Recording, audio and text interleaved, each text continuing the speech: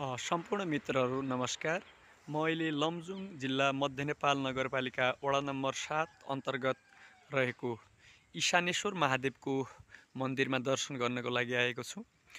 इशानेश्वर महादेवको दर्शन गर्नाले भक्तजनहरूको मनोकामना पुरा हुने विश्वास गरिन्छ र धेरैजना भक्तजनहरूको मनोकामना पुरा भएको पनि मैले सुने। त्यसकै आधारमा म पनि इशानेश्वर महादेवको दर्शन गर्नको लागि आएको हुँ। यो सतीदेवीको दाहिने तिघ्राको पतन भएको ठाउँमा इशानेश्वर महादेवको मन्दिर स्थापना गरिएको छ।